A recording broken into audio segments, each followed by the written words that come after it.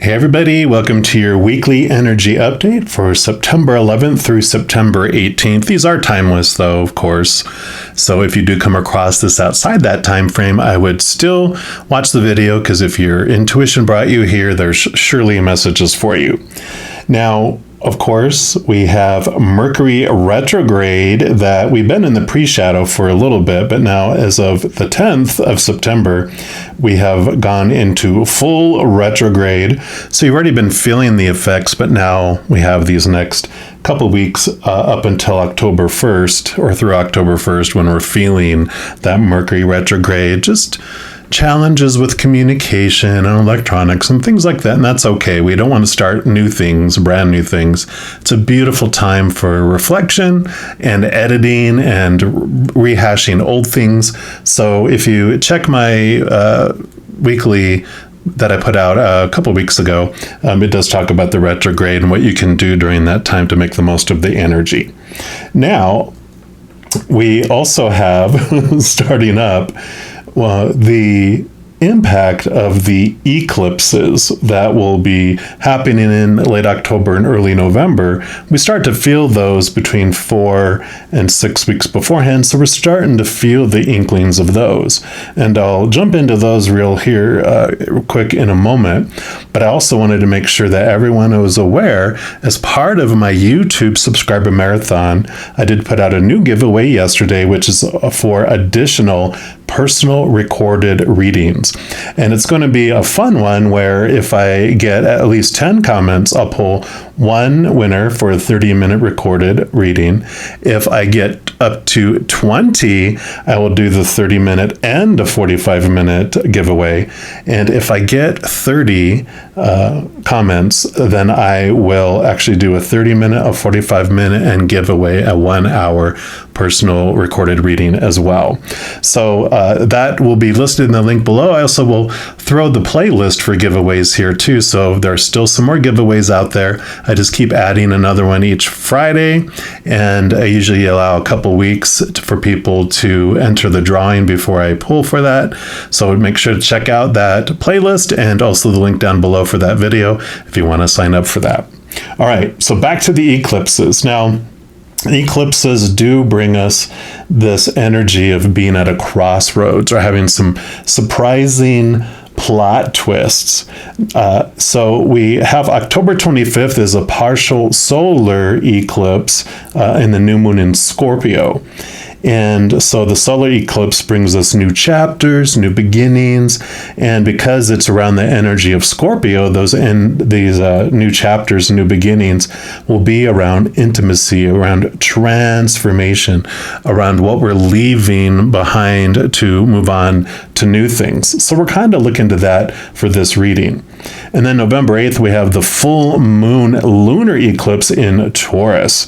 The lunar eclipses are more like the fruition, the endings of things. And with that Taurian energy, we're going to be looking into the material resources, abundance, your worth, and kind of the 5 senses around those. Those are the kind of things that are going to have some endings and some fruitions, like you get your reward and then you're ready to start something new, right? So that's where we're going to jump in for this reading. We're really going to zero in on those 2 areas, see what Spirit would like us to know that we're starting to feel those inklings toward those things.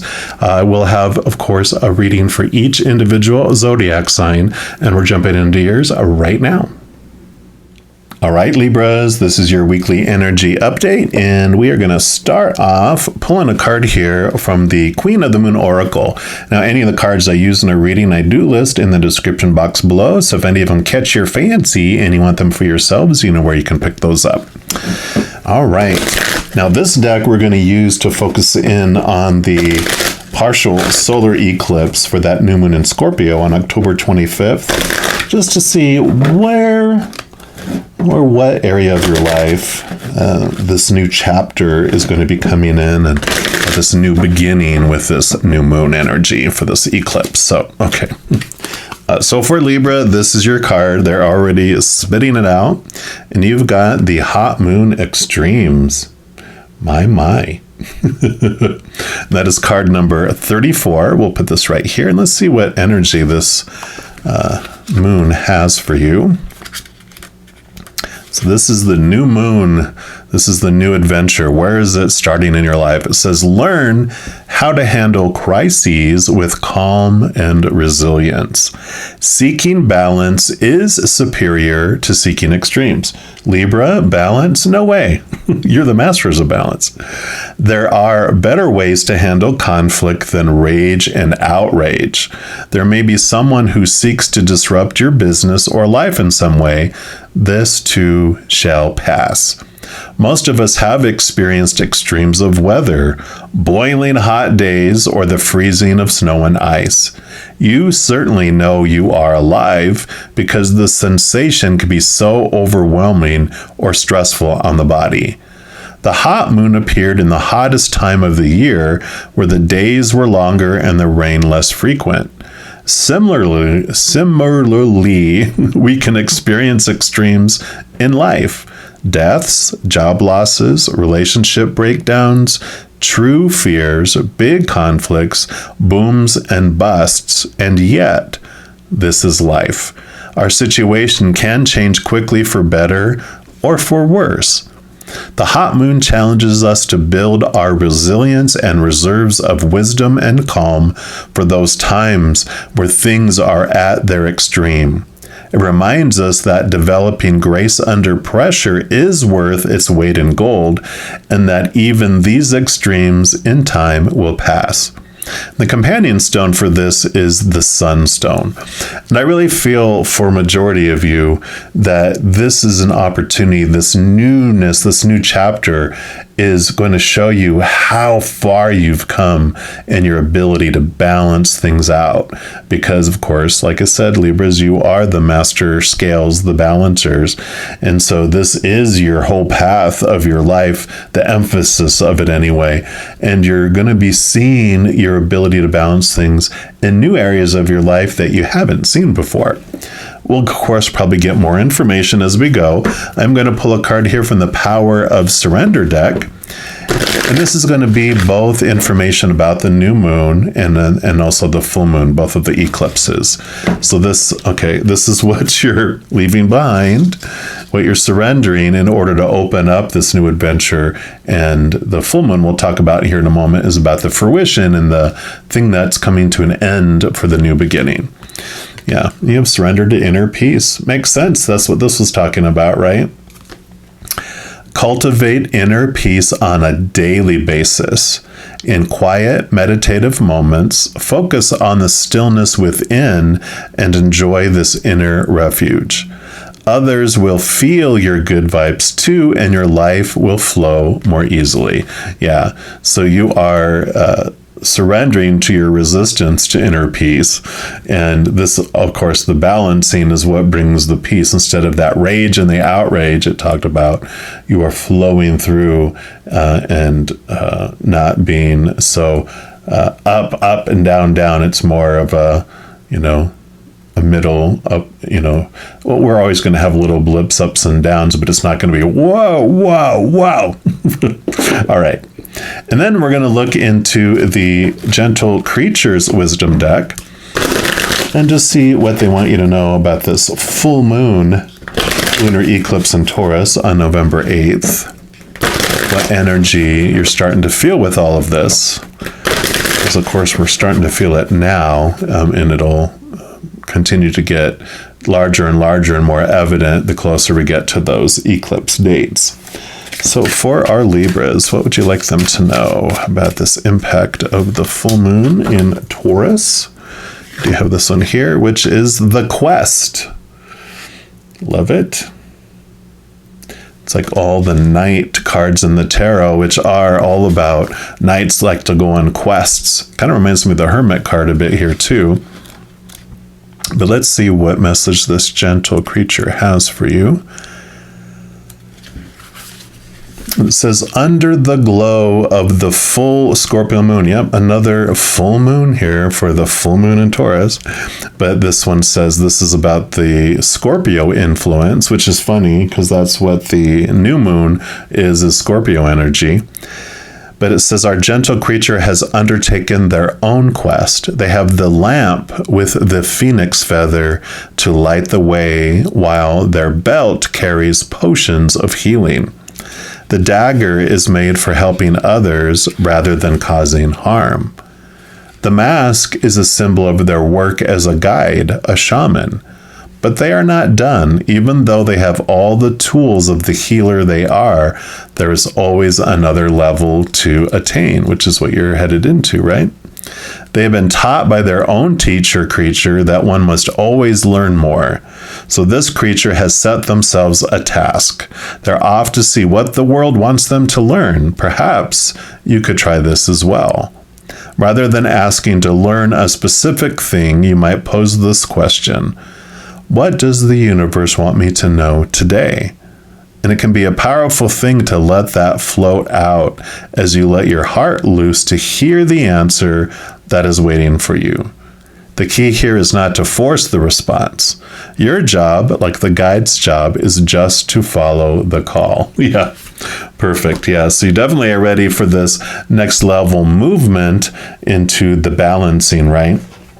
And I like that this talked about surrendering daily. This is about asking daily. So I kind of feel like this isn't so much about these big extremes, because I really feel you've really learned a lot and made tons of progress in your ability to not to have these super low lows or these super high, rage and fiery moments, but that you've really learned to have this, nice, smooth up and down. But they're talking about like a challenge of looking at your energy and balance things moment by moment, day to day. We're going to use these Tarot of Dreams. So find out what else they would like you to know about these eclipses. All right, so what else here for our Libras, please? I do want that one. What else?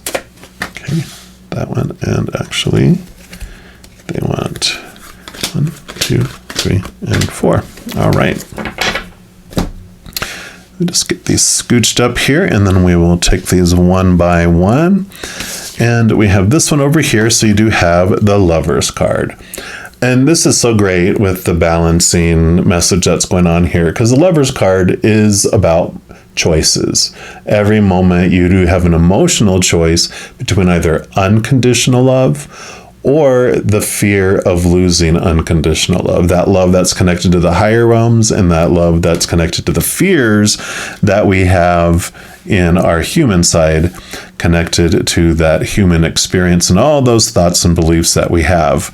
This inner peace and this balancing that's going on is, so much about balancing the two. Neither is wrong in that selection. It's like, well, surely the unconditional love one is the right choice. It's like, no, they're both choices.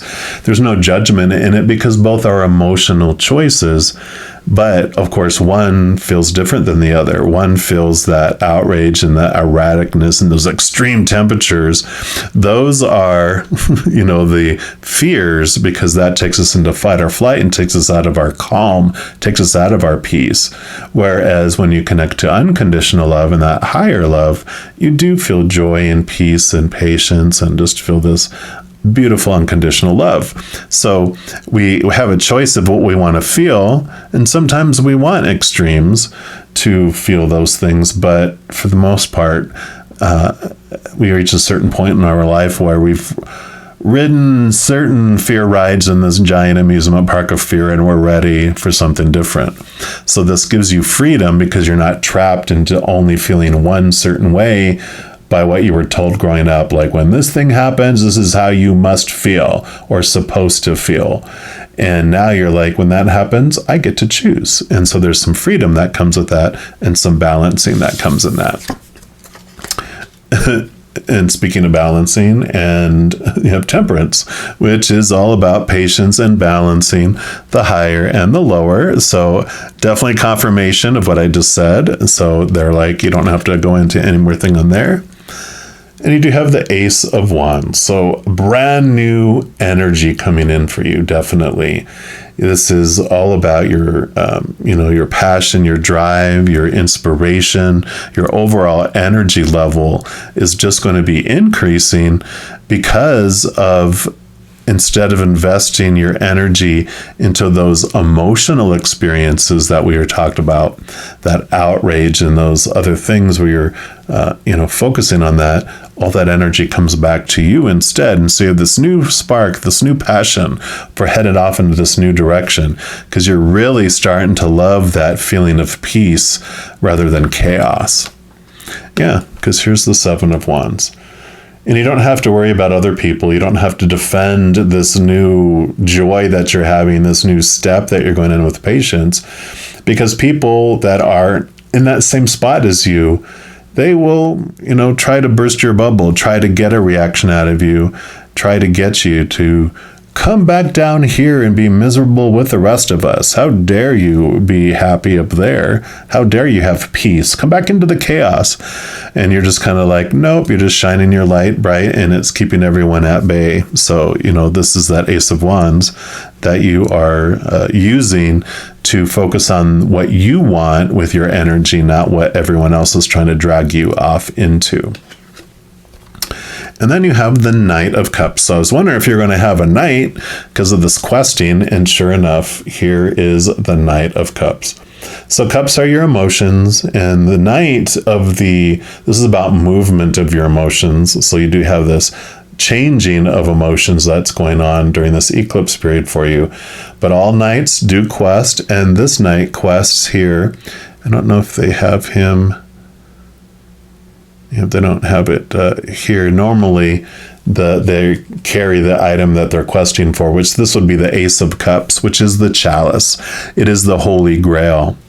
And what's in that chalice, what's in that Holy Grail is the unconditional love of the higher realm. And when you are in pursuit of this is kind of like the journey. You're finding this higher, deeper love that's not so unstable like the outside world. Like we talked about, when you turn inward, you connect to that unconditional love. That's a stable love. That's a one that's full of joy and that peace and all that, like we were talking about a little bit ago. So you are on this quest. And I feel like with this peace and everything coming in, you have such a great opportunity to achieve that and to feel that. And, with that Knight of Cups, they are on the constant pursuit, and they always want, like you talked about, higher and higher and higher.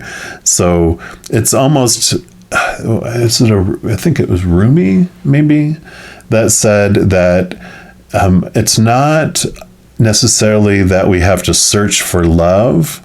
We just search for the obstacles that we have placed between us and love. So this quest is almost like the unconditioning of the conditional love, right? You are pursuing this love and understanding of it and taking it to higher levels. So I love that.